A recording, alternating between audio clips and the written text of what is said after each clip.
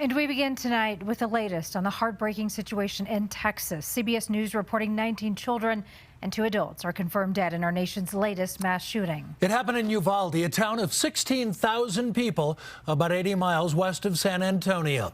Police say an 18-year-old man who lived in the town killed his grandmother, then carried out the vicious attack at Robb Elementary School. Later, an emotional President Biden addressed a grieving nation. We can do so much more. We have to do more. Our prayer tonight is for those parents lying in bed and trying to figure out, will I be able to sleep again? What do I say to my other children? What happens tomorrow?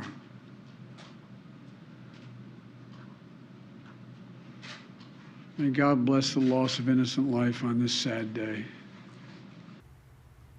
Governor Polis also offered his condolences, tweeting, "Just this morning, I visited Mancos Elementary School, saw the joy on the faces of students and teachers as they looked forward to new adventures.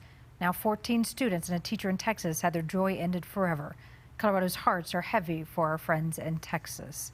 Karen Morfitt has been monitoring things as new information comes out. And Karen, we've learned a lot in these last few hours. And new information continues to come out tonight. In addition to those who were killed, we now know more than a dozen other children and adults were injured and are in the hospital, several of them in critical condition.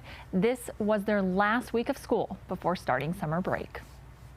A chaotic yet tragically familiar scene as law enforcement swarmed a school in Uvalde, Texas. An active shooter was inside Robb Elementary School. He shot and killed horrifically, incomprehensibly, 14 students and killed a teacher. Texas Governor Greg Abbott delivered that devastating news early Tuesday afternoon. By evening, that number had grown.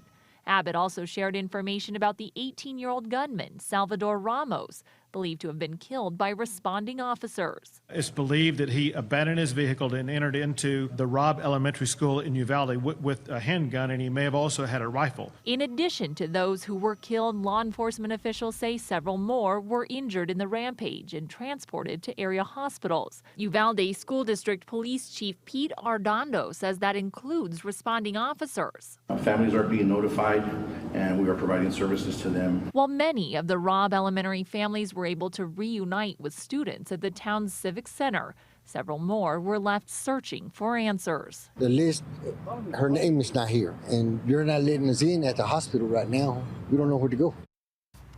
Also new tonight, an official from the Texas Department of Public Safety tells CBS News that the suspect was also wearing body armor when he entered the school. They believe he did act alone. Karen? No words for all of this. Karen, thank you. Colorado senators also reacting to the shooting. John Hickenlooper said, "As a parent, I weep. Our children deserve so much better than this nightmare. We need to protect our future from this senseless violence." Senator Michael Bennet also mentioned the recent mass shooting in Buffalo. Says Bennet, "This horrific gun violence is uniquely American.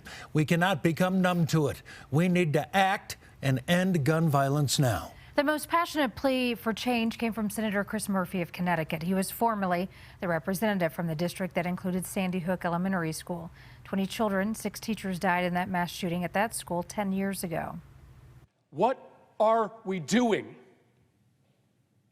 Why are you here? If not to solve a problem as existential as this. This isn't inevitable. These kids weren't unlucky.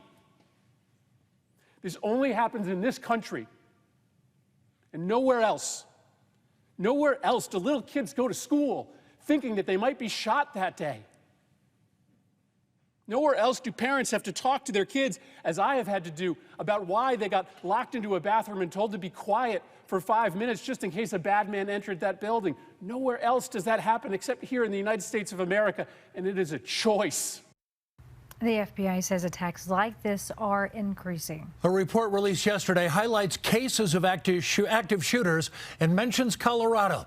Nationally, there were 30 such incidents in 2019, 40 in 2020, and last year that number jumped up to 61. Colorado, with a long history of gun violence. Among the worst in the country, there were 6 such incidents in California, 5 in Georgia and Texas, and there you see 4 in our state and in Florida. The report did make note of the shooting at the Boulder King Supers, where 10 people were murdered. It was the country's deadliest shooting that year. You'll find continuing coverage of the Texas tragedy on our stream at CBS News Colorado, also at CBSDenver.com.